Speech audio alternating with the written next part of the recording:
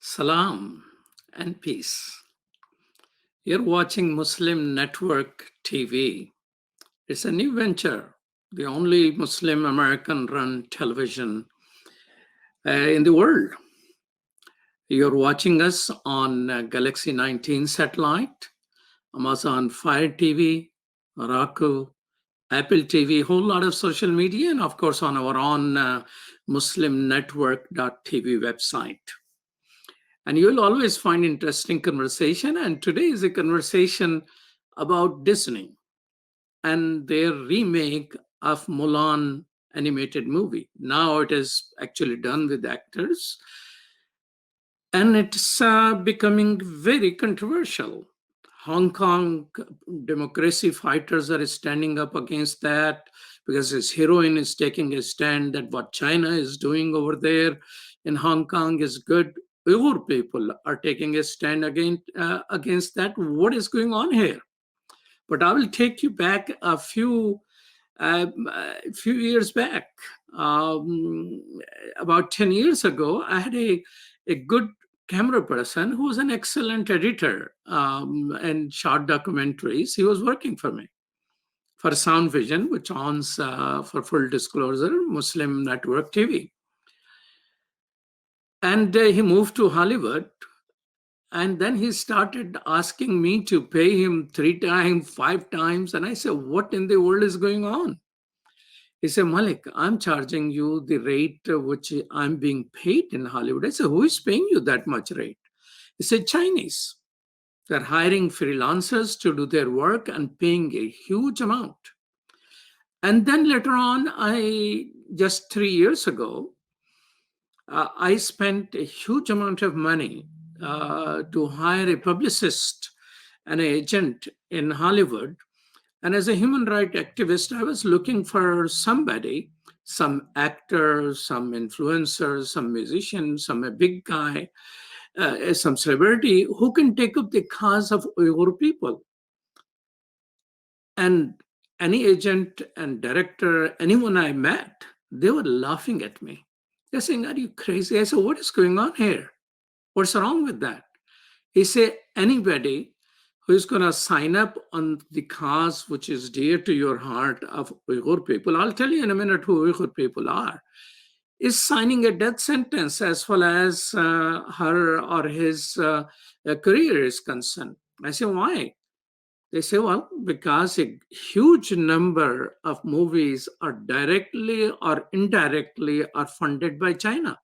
They asked me, have you seen a movie which depicts Chinese as a villain anywhere? I said, no. They said, well, you get the point. So I said, Richard Gere, because Richard Gere is a supporter of the Dalai Lama, who is under operation and ran away from China because of Chinese Communist Party. He said, well, look at him. Where is he depicted? Which film is he done lately? So that was the message which I got from all of them. Uyghur people are indigenous people living in a part of which China now occupies. The reason I'm saying occupied because China calls it Xinjiang. Xinjiang literally means new colony, essentially, in the political science terms, or new frontier, or something like that.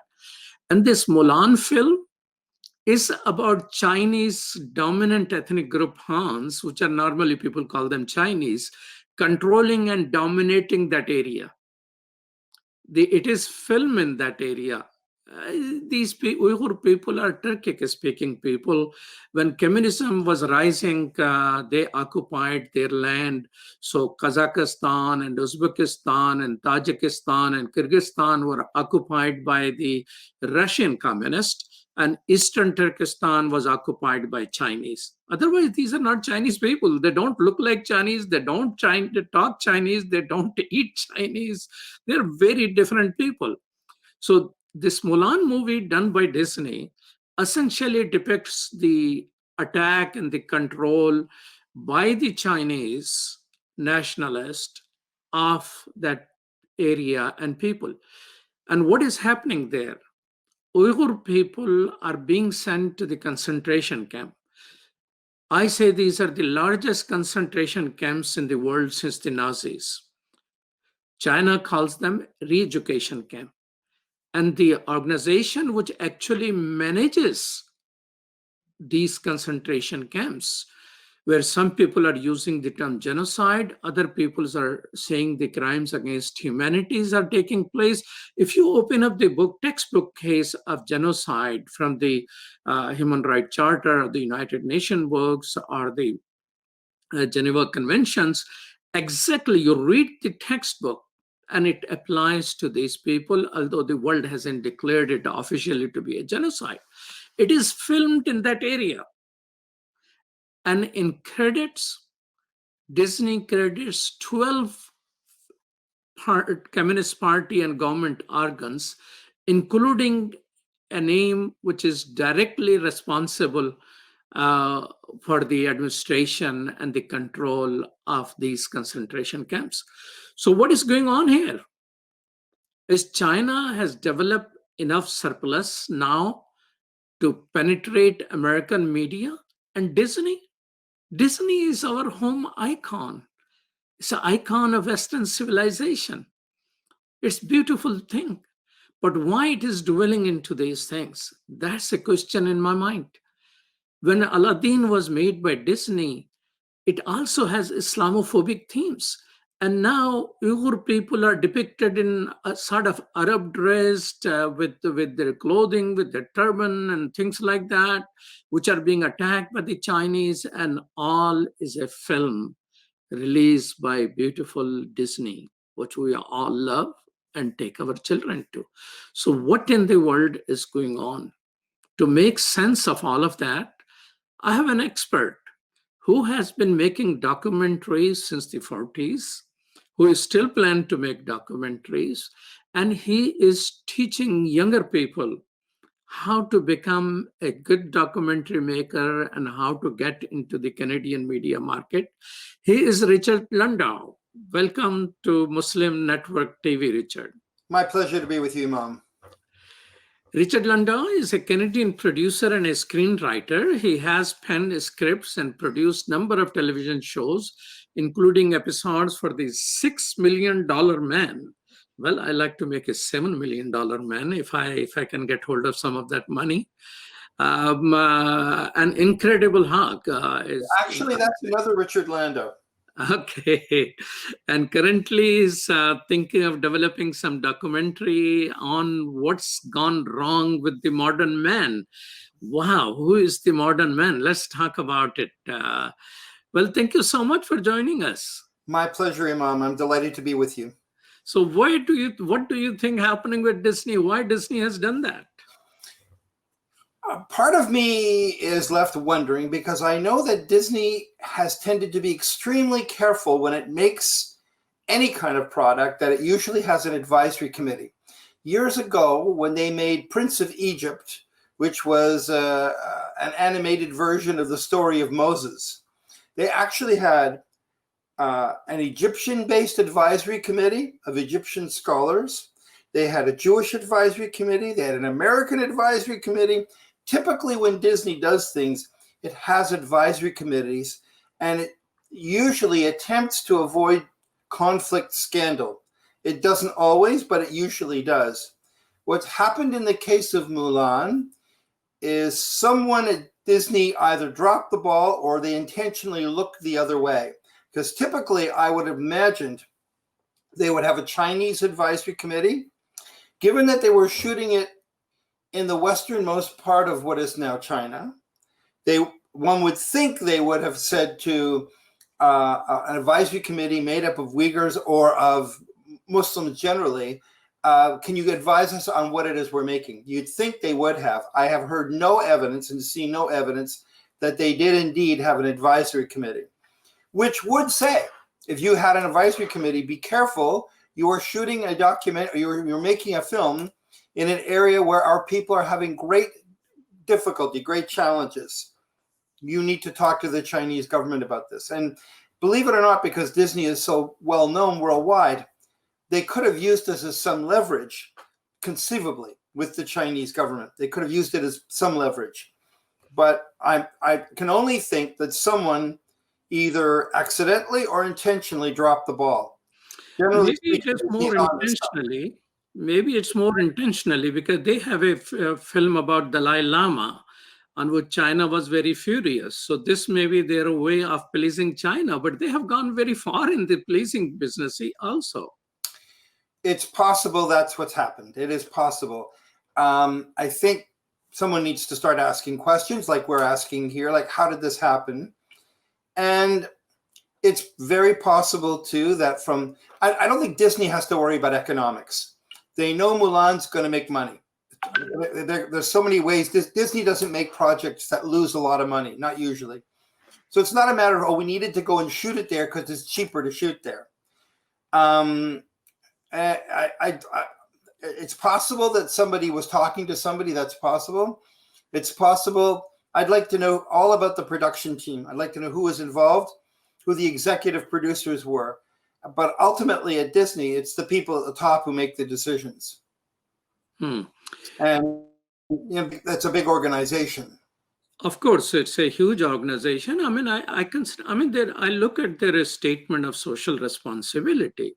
That's a very neat and a good statement. I mean, which if they stand by that, they will just burn the prints of this film if there is such a thing nowadays in the digital world. I mean, it is depicting in a way the sort of nationalistic mythology of Han domination, which is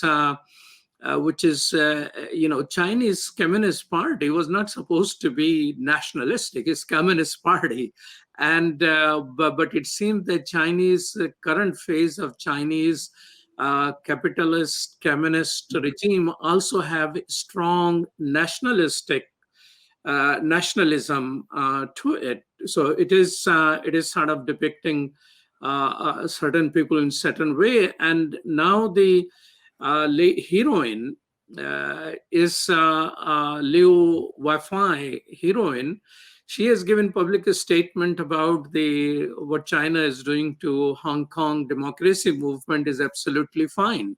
So she's taking political stand already. And so all the Hong Kong democracy activists are after, I mean, they are the one who started, because Uyghur people are very few in America, not more than 3,000 and all that. So the Disney practice you're saying was essentially to have, as you mentioned in that film, that there were Egyptian scholars and the Jewish scholars advising them. So how the film came out.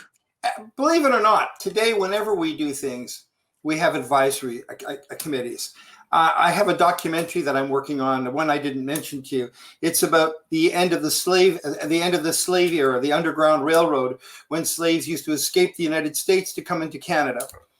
And I wouldn't dare make that documentary without putting some Black Canadians on my advisory team. And it's not a matter of not daring to do it. It's appropriate. It's fitting. I mean, if I'm going to, for example, I was going to tell a story about Muslims. You think I would want to have Muslim advisors so I get it right. So it's a matter of getting it right. So that was Disney's practice. Why they're not doing it is beyond me. But I mean, there's much more to be said about this, except I can say that when it comes to matters of faith, China has a particular approach. I mean, the Chinese, and I also want to say that any comments I make or you make about the Chinese government here is meant to the Chinese government. Often when you say something, people say, well, you're being racist. Well, no. I mean, I recognize Singapore is largely a Chinese community of very successful people. I recognize the same of Macau, or even, I mean, there are places around the world where the Chinese community is established and is doing well. We don't mean ethnically Chinese, but we do mean the Chinese government that we are talking about. Yeah, we must not stereotype people. I mean, they are human beings. We must humanize all Chinese, and these are the Chinese who are speaking up also about the Communist Party and what it is doing. Well, Chinese, so I really appreciate you taking into consideration that Chinese are our neighbors. They are human beings. They struggle like we do. They have aspiration like we do. They have aspiration for democracy. They have aspiration of living their life the way they choose. Same thing is extended to Tibetan people and Uyghur people and other people. So humanizing, I think, is very important, but it is also, critical for people in the West to realize that China has indeed developed extraordinary trillions of dollars of surplus through the consumerism, which we are all engaged in, buying more and more, waste more and more.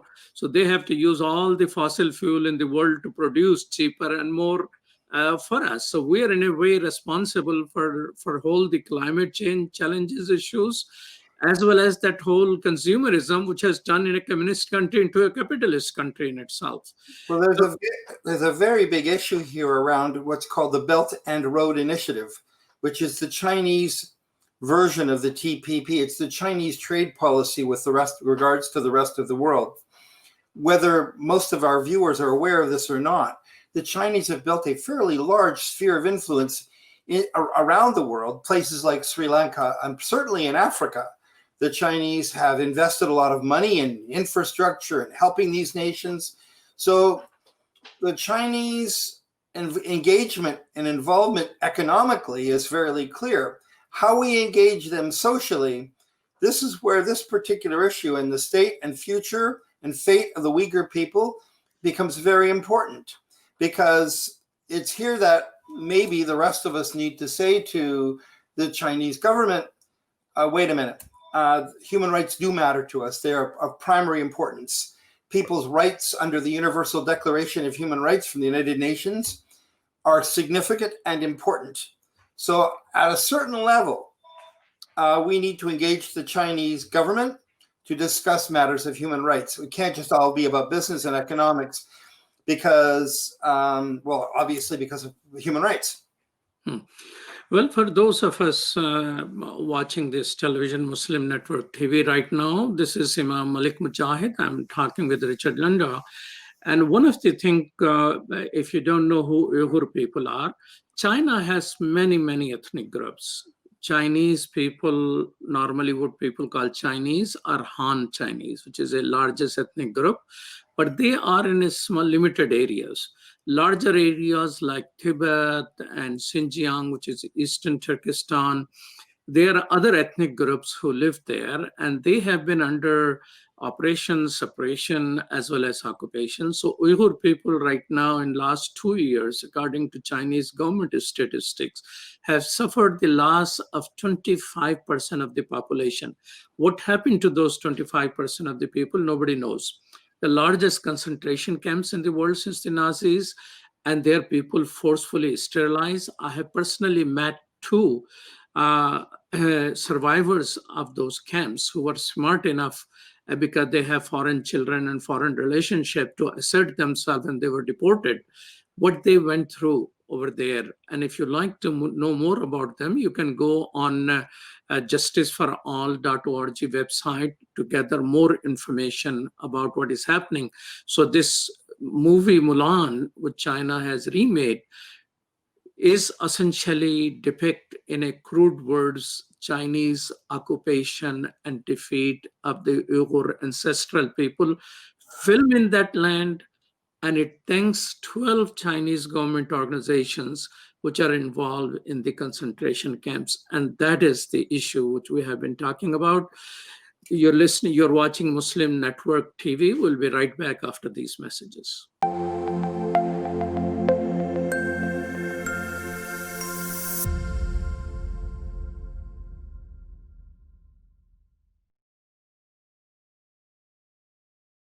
My wife, who she's a professor at the University of Cincinnati, who's Catholic, and by her watching and listening to our 3-year-old son watch Adam's World, she ended up taking Kalima Shahada. She embraced Islam because she learned so much about Islam and the other prophets. It really affected our life in a great way, and because of Sound Vision and Adam's World, we're Muslims. I took my Shahada 15 years ago, and I actually am from a rural part of Ohio. And so I found the catalog for Sound Vision, and I ordered the the tapes and the CDs and the books, and I use those, and especially for my little daughter, that's how we basically learned our Islam, and Islam entered our hearts through the wonderful works of Sound Vision.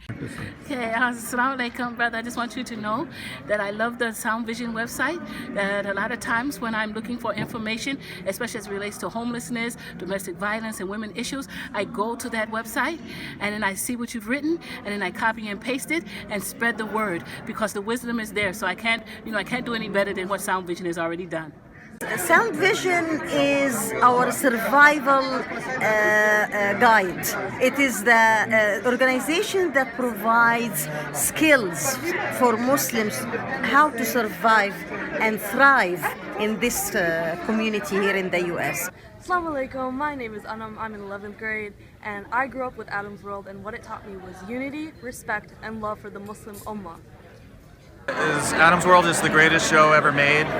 Take me to the Kaaba, man. I love that puppet.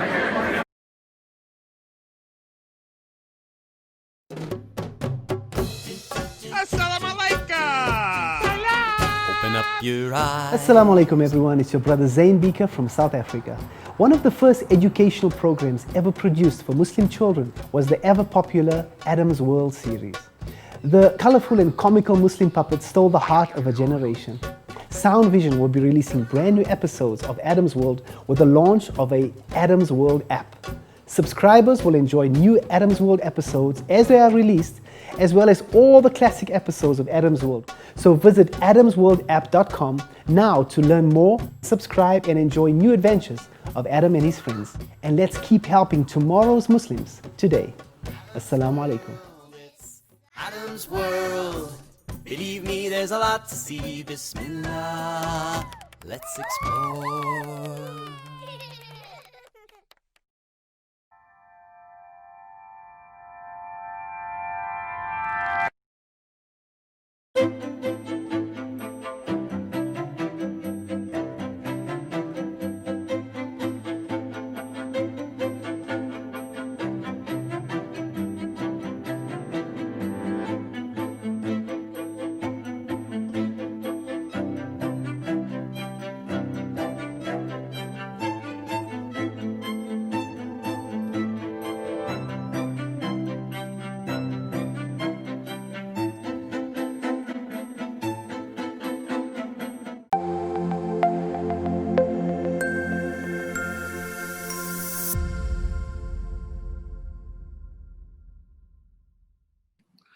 Welcome back to Muslim Network TV. Richard, talking about China and what Disney is helping them with is a separate issue, but a critical issue. What happens in our lands, in America and Canada? How Native people have been dealt with in the Canadian media and or the American media?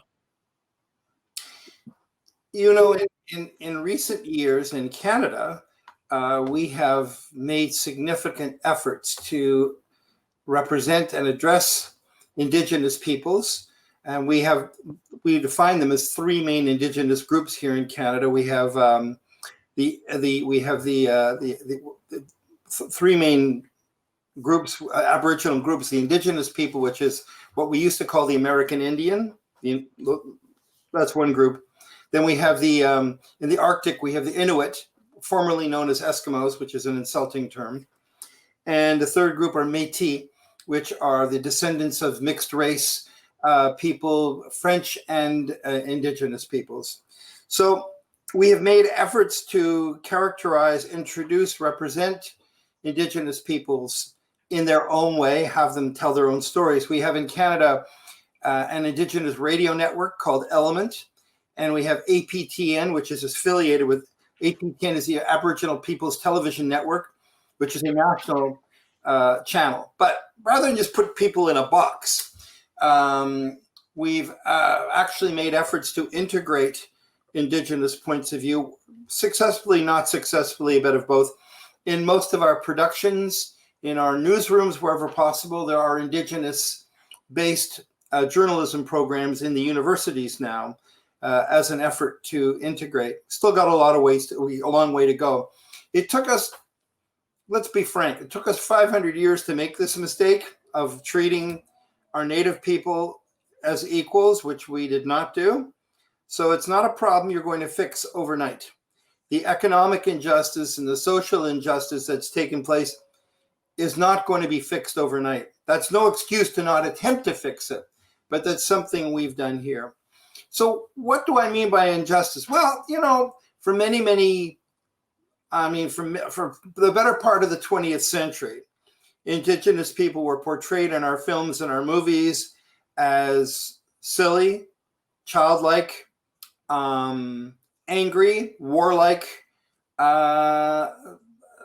in a way that, the Cowboys and Indians model, so that there was a lot of that. And it's rightfully so. Native persons, the people who are first here in North America, have said, no, that's not good enough.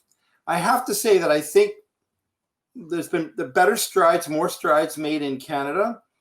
In the United States, unfortunate thing for Indigenous people is they keep getting pushed down the scale.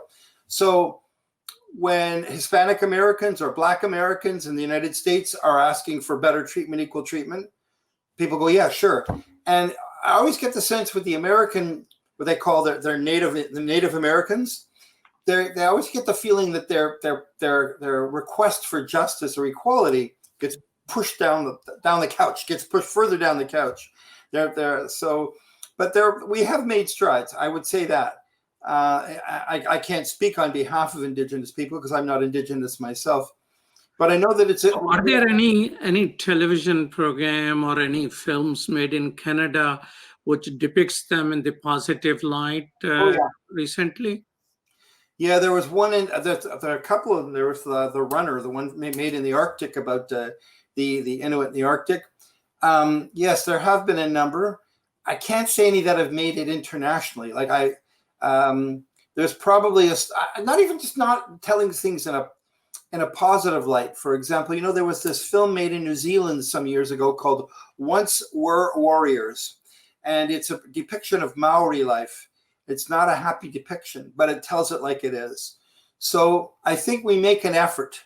I can't think of any outstanding, significantly large production, though I could be mistaken, but I can't think of any off the top of my head that you go, wow, that's a brilliant depiction of Indigenous life.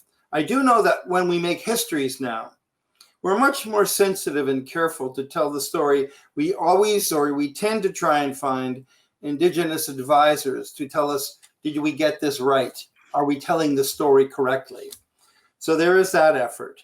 I think there is a new awareness in the United States of this.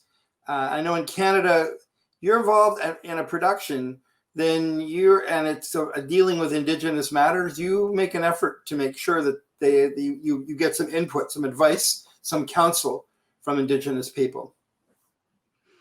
So, you mentioned you're working on a documentary of Underground Railway of African American coming through to all the way to Canada. That will be probably the last leg. Many of them were in the in the Midwest and the north side of the U.S., but people getting to Canada.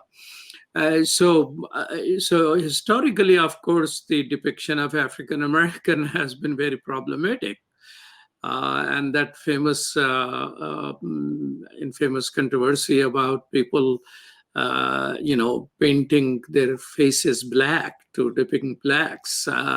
So historically, it seems that it has not been a very nice depiction of African American either. So what is your memories of that, and how it is, when did it start changing? I think some of the early portrayal of blacks with blackface, I think it was a misguided effort to, in some ways, almost say, wow, those people have something I don't have. Misguided. It's never been okay in my lifetime to single out Black people. Officially, it's never been okay to single them out and say that they're less than we are. as the language we use has been subject to change. But I guess the biggest complaint you would get from Black people about their portrayal in the media is they're portrayed in certain categories. And so finally, people are becoming sensitive to the fact that, you know, we can have Black doctors, we can have Black judges and lawyers, you know, we can have Black business persons. But for the longest time, you know, and sometimes the worst caricature is the one that gets picked up and popularized. So I can't tell you how many TV shows were made in the 70s and 80s where you'd have a Black street hustler, you know, dressed up like, you know, I'm trying to find the polite word for pimp, but I can't find it. Okay. You said it. Yeah, a procurer, let's say a procurer of women, for example. That was an image we got thrown at us again and again and again in the 70s and 80s. And I think things started to gradually turn. But there's still a lot of work to be done, an awful lot of work to be done. And so I know that generally when we make a production now, when I make a show, I'm always looking for diversity. And, you know, I mean, it's something that it should be second nature. But I can tell you, when I joined a public broadcaster in 1980, they handed me their annual manual. I picked up the manual, it's 300 pages. And I went through the manual and I said, this manual is being distributed mostly to school teachers, women. And they said, yes. I said, there's not a picture. There's only 2 pictures of women. Out of 200 pictures in here, there's only 2 pictures of women in them. And you don't have anybody who's not white in this book. And they said, is that an issue? This is 1980. That's not so long ago. Is that an issue? I said, yeah, I think it is an issue. So I think we've come a long way. Nobody would think to do that today. Now, I was on a panel discussion recently, and I looked around and I said to the person organizing the panel, you have 6 white men here. And the organizer looked at me and said, yeah. I said, we don't do that anymore. You know, we need a range of voices, a diversity of voices. So you can only hope that people are going to be more sensitive to this, but it shouldn't be we're doing it because we're checking it off on the list. We should just naturally want to do it. It should just come naturally.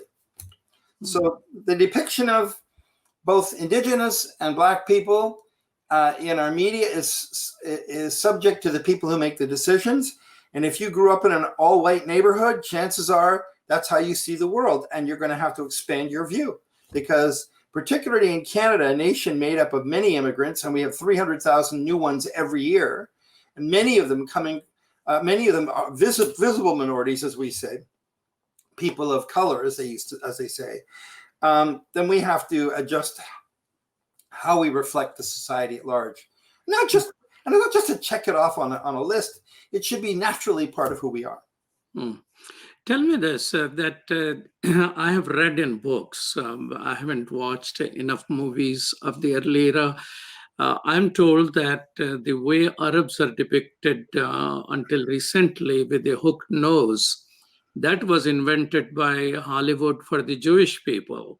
How the Jewish people were treated in the film industry, say in early 20s, 30s, and the 40s, and how and when it started changing.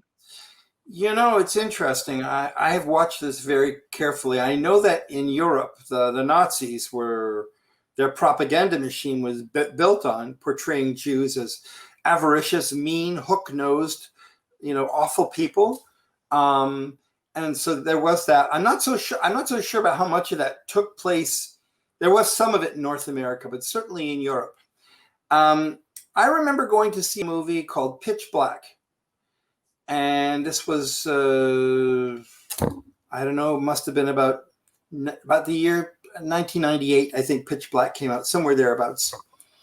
And one of the heroes in Pitch Black was Keith, what's his name? Actor Keith. He played an imam out in space.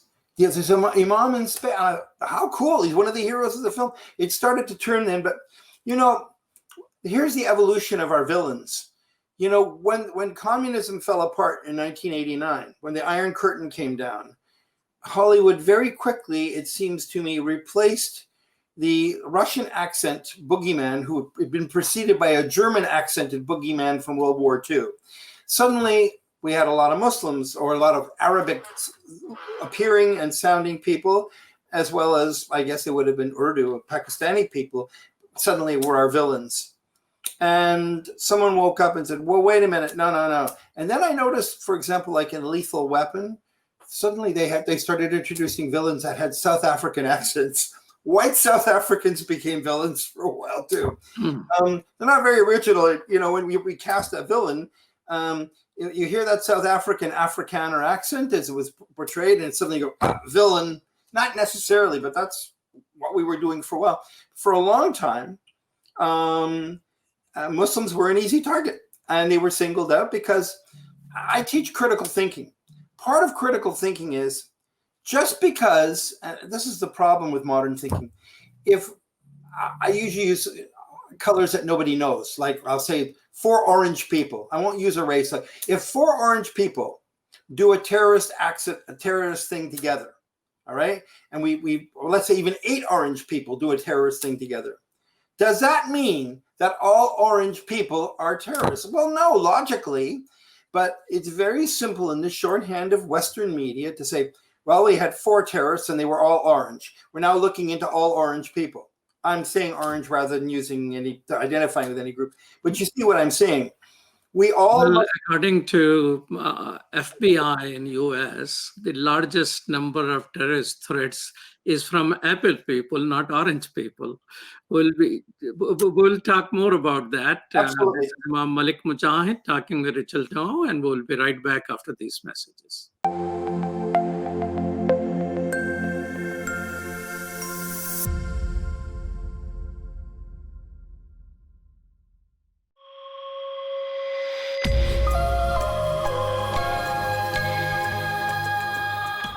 What was it like when you started this network out, when you started Sound Vision those many years ago? You know, after 9/11, one lady called me and she says, what is your channel which I can watch? And I say, I'm sorry, we don't have a channel. And you know what she said? She said, then how America will know about you? SubhanAllah. Anything you want to say to the people who are watching? We had one sister who messaged that she grew up on Sound Vision. What do you say to the people who have been long supporters? Thank you. Thank you. It is because of you we are able to do all of that. So the generation of Adam's World, you need to take it over for the next generation. And that's my invitation to you. So keep telling everybody where to watch. They can watch it on Galaxy 19 satellite, Amazon Fire TV, Apple TV, or EasyThing, MuslimNetwork.tv, or our YouTube channel, or our Facebook channel. And with your help, inshallah, ladies, the one who called me, what channel should I watch Muslims on? Answer is here and now.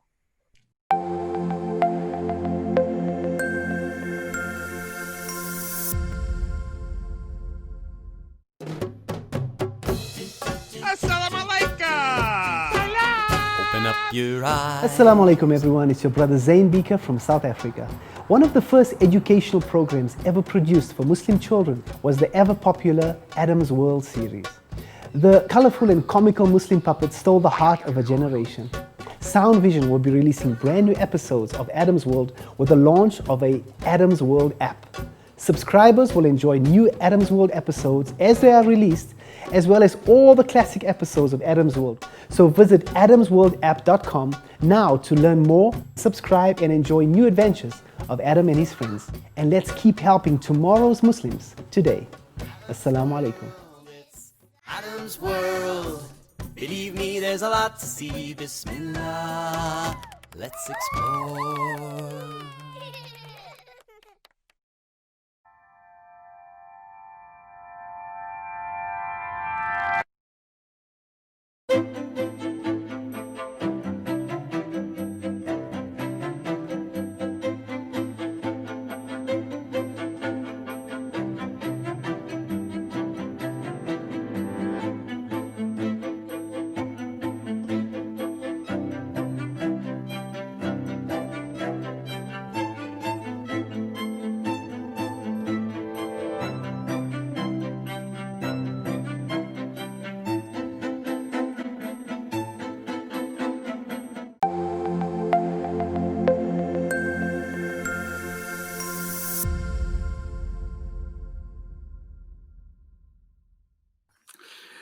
Welcome back to Muslim Network TV. You're watching Galaxy 19 satellite, Amazon Fire TV, Roku, Apple TV, whole lot of social media, and our own website, muslimnetwork.tv. Richard, one of the things I like to bring into conversation, we talked about minorities, how they were depicted and things like that, and search of the villain wherever you can find them, and Muslim being the current villain. African American and their depiction in media, has it improved in part because African American themselves started participating in the media, becoming the filmmakers, fought back when they were wrongly depicted, and started their own media empires like Black Television Network and things like that? How much minority participation helps the majority and other people understand what is the proper way of handling the subject matter? Well, I think integration of people with different voices and different points of view and different ethnic backgrounds or racial backgrounds is critical to this effort. But it also requires people in the mainstream who are sensitive to it. So, for example, the first interracial kiss on American television was apparently, so I'm told, between Nichelle Nichols, who played Uhura on Star Trek, the original Star Trek series, and William Shatner, the Montrealer, who plays James Kirk. And apparently when Gene Roddenberry was making that scene, people said, "Are you sure you want to have a black woman kiss a white guy? This is 1965, not so long ago." And he said, yeah. And Dr. King, apparently, when he was alive, was thrilled with the fact that a black woman was playing the lead communicator on that show. This is not so long ago. Today, we'd say, yeah, so big deal. What big deal? What's changed? Yes, we have a lot of gifted and talented people from within the black community here in North America telling their own stories. And it may be the civil rights movement might have impacted the hand of the writer. Conceivably, yes. I think, yes, it did. There's many things that you can't, let's put it this way, you can't legislate what's in people's hearts. You can pass an Emancipation Proclamation in the 1860s. It's 100 years later that Dr. King shows up in Washington and says, "Excuse me, the bill is due. It's 100 years overdue. Civil Rights Act now." So, I mean, you can't legislate what's in people's hearts. I can say everybody has to treat, the purple people equally. It's we live the experience, and we have to live the experience. And sometimes it has to go through the courts. Sometimes it's just basically gifted young filmmakers come along. Jordan Peele's the current one. Spike Lee. We need more and more engagement by people who are sensitive to or come from other communities. Otherwise, you're not going to get a realistic depiction or story. So, you think it is critical for minorities to take charge of their own narrative? Absolutely. I think that part of it is you can't wait for, as they used to say, Mr. Charlie. You can't wait for Mr. Charlie to tell your story. You got to tell your story yourself. But the thing is, the unusual thing, we're talking film and television, but if you look at worldwide music, the contribution of the American Negro, of the Black American, it's been phenomenal. Virtually every genre, whether it's calypso or reggae or blues or jazz or soul or rock, hip hop, rap, reggae, all of them originated with the North American Black person. So their contribution in some areas has been enormous. Whether we recognize that the way I just put it, I'm not so sure. But if you look at it, their contribution has been massive, at least in that field. And you're making a documentary called What's Gone Wrong with the Modern Man, and another one, Why People Don't Do Long-Term Thinking and Planning. I like the subject matter, but I always thought TV is a shallow medium. How are you going to discuss a philosophical topic? Are you and your family going to watch, or somebody else will care for it? Well, the thing is with documentaries, you don't get rich. It's not about mass audiences. But no, it's really to start a conversation, and you will get a certain number of people will watch. And there'll be documentary festivals, like we have this one here in Canada called Hot Docs. People will go to documentary festivals, and it will change the conversation. People will start to talk about things. They will ask questions. I mean, there was a documentary about called Manufactured Landscapes. It was made by some people from Canada, and Manufactured Landscapes was about labor practices in China, not very complimentary, to draw a circle here. And yet, it was financed, I believe, by TV Ontario here in Canada.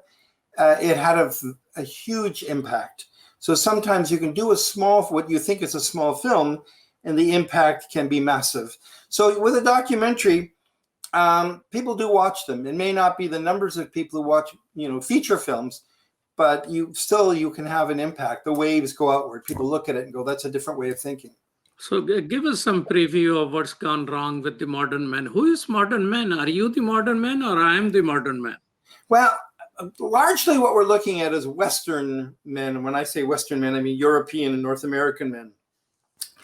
And in the 1960s, women began to wake up to the fact that they needed to be co-executors, co-heirs of the civilization. So we had some very brilliant authors came forward and started to change our thinking along the lines of Betty Friedan and Germaine Greer, Kate Millett, Gloria Steinem. And they said, women's liberation movement, we want to be treated as equals. And they really did, in many ways, transform how we think. A lot of this as a result, too, of automation, the changes in how we manage our households, etc. But nonetheless, women started to say we want equal pay for equal money. And a lot of men said, sure, the women have woken up, sure, let them have what they want. But men didn't think about who they are, what their role was going to evolve into, what it's going to become. And so the role of man as head of household, man lays down the law, man says it's like this, man says it's like that, has had to evolve. And some men have learned to adapt, and other men have not adapted and have not done so well. But part of what we're seeing is, like, for example, women leadership emerging around the world. Who would have guessed that the cradle of women leadership would be the subcontinent? And Mrs. Bandaranaike in Sri Lanka, Mrs. Gandhi in India, Mrs. Hassan, I believe her name is in Bangladesh, and in Pakistan, Mrs. Bhutto. Hasina and Benazir and yeah. So I mean, women have emerged everywhere, and men need to acknowledge that. And the part of the documentary is to figure out, what is your role? Who are you? What do you do? You may be physically stronger by virtue of your physiology. Not every man is stronger, but certainly they tend to be. What does that mean? Being a Canadian, I'm afraid you're trying to attack President Trump here. No. I usually try to stay out of American politics. I notice when you get on the internet, people, they start fighting viciously. Canadians fight viciously over American politics. I'll stay out of it. I spoke to a large interfaith group in Washington, D.C. Some years ago, and it was a week after their election. It was mid-November, and they were furious about the results. And I listened for 2-3 days, and I gave a keynote speech, and I got up at the front of the room, and I said, most of you belong to organizations. How many of your organizations are going to be around in, 10, 20 years? Every hand went up. I said, about 100 years, every hand went up. I said, so you just elected a president who will be gone in 1,400 days. Why are you focusing on him? You've got bigger issues. You've got bigger issues around the environment, around people's healthcare, military, foreign policy. This guy's going to be gone in 4 years. Stop it. Okay, so the second documentary which you're making is why people don't do long-term thinking and planning. Do you think this is the special problem of the modern men, or modern women are also subjected? I think it's particularly a North American and European problem. In the East, I don't have to tell you this, but I will tell you this. In the East, the thinking about time is much, much longer, the longer horizon. So there's this organization called The Long Now, and they just, even in New York, It's very short. When you say we're going to do something here and we're going to do it now, if you go to a meeting, Brian Eno, the musician, went to a meeting in London, England, and they said here and now meant somewhere in the British Isles, somewhere over the next year, sometime over the next year. In New York, it meant in this building in the next day. Here and now meant different things. The decline of modern long-term thinking is reflected in our political realm, where our political leadership does not think about 25 and 30 years out. They think about the next election. So the kind of planning isn't what it once was. There are institutions that buck this. One is the monarchy. The monarchy is always thinking long-term because they have long roots. Religious institutions, no matter what you say, religious institutions still think long-term. Some scientists think long-term, and the military tends to think longer term. But the rest of us, because of cell phones, because of modern technology, we don't think as long-term as we used to. Everything is decided now and immediately. I mean, someone writes you an email. If you don't respond within 2 hours, they're on you. Like, where are you? You live on permanent alert. So I wanted to see how I stumbled onto this was I was looking at the website of one of these organizations that is a think tank. When I was growing up, we had organizations like the Club of Rome and the World Future Society. And they would be thinking, what is it going to look like in 50 years and 60 years? You know, how are we going to feed Africa? How will we get rid of smallpox in Asia, etc.? Now I went to their websites and I saw they're looking 5 years out. In fact, but don't you think it is in part because the technology and world is moving faster? It is true. That is true. But there's still someone has to be thinking long term. So there are people, for example, in Svalbard, in Spitsbergen, that part of Norway that's just north of Siberia. There's a place that's the World Seed Repository, World Heritage Seeds. So if we ever have an international famine or plague, we can go back there and get the original seed stock and start over again. So there are some people doing long-term thinking. Believe it or not, Amazon's Jeff Bezos is building I think it's a 10,000-year clock in the mountains of western Nevada, I think it is. He's building a 10,000-year clock. So there are some people who are thinking long-term. They're more individuals, but institutions and governments, not so much. And it is do you think going back to China, do you think China is thinking long-term? Oh, the Chinese always think long-term. I have to say in the East, thinking about time is very different. The Americans learned this during the Vietnam War when they went to the peace talks. They had the Paris peace talks, and the Americans showed up, and they're on a 2-year election cycle. Congress gets elected every 2 years. So they're hoping they're going to get peace and have a deal within 2 years, right?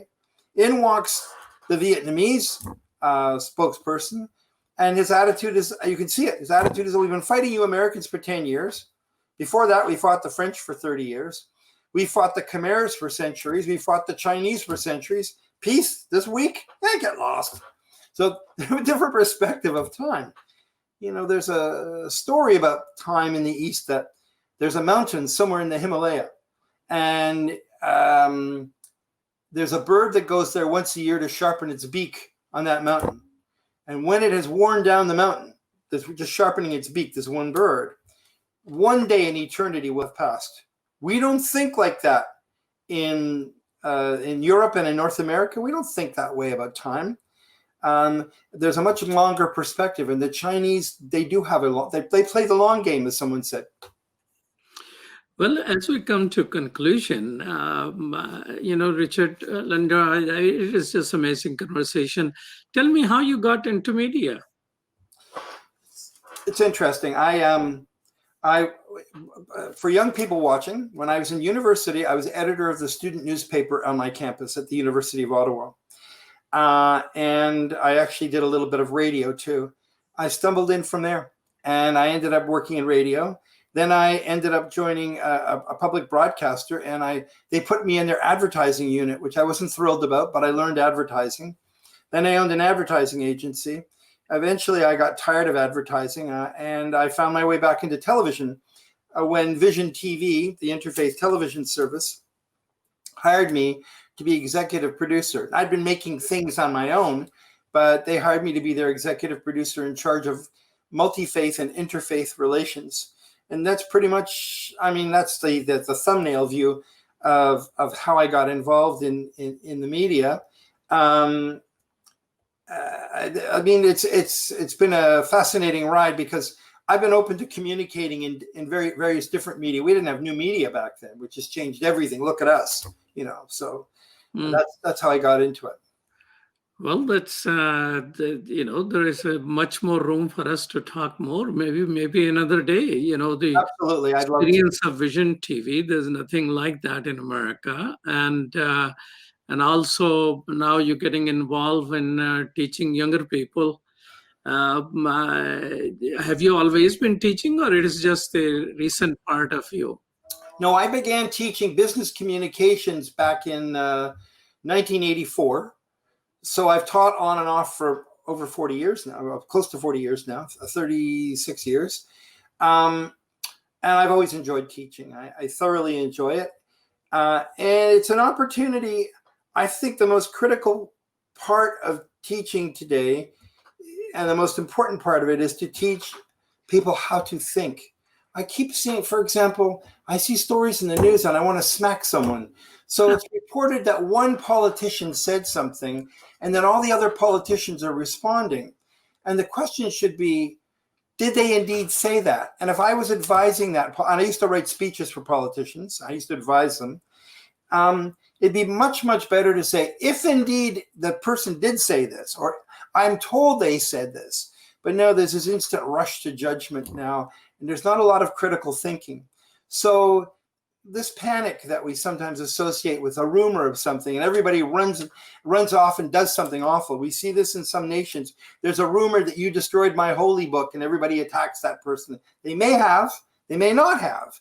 Whether the attack is appropriate is not. Just as a quick aside, your audience might appreciate this. I was impressed when they did those awful illustrations, cartoons of the Prophet, peace be upon him. You know the ones I'm talking about, the Scandinavian ones. Yeah, here in Canada, the Muslim community, instead of getting extremely angry in public, the imams came out and the leadership came out and said, we are disappointed. We are disappointed. We're disgusted and we're disappointed. And you know something? It had a huge impact, that rational and calm, because you know what? People just poke a stick at you. They want to see you react. They want to see you go crazy. They want to see rioting. Yeah, that was intentional, the way people wanted to respond. Well, thank you so much, Richard Landau, for your wisdom and for your commitment to diversity and ideas. We'll talk more in future. Thank you. My pleasure, Imam. Thank you very much, and thank you to your audience. And thank you, Shardil Khan, for producing today's show, and Dr. Abdul Wahid. You're watching Muslim Network TV on Galaxy 19 satellite, Amazon Fire TV, Roku, Apple TV, and our own website, muslimnetwork.tv. Peace. Salam.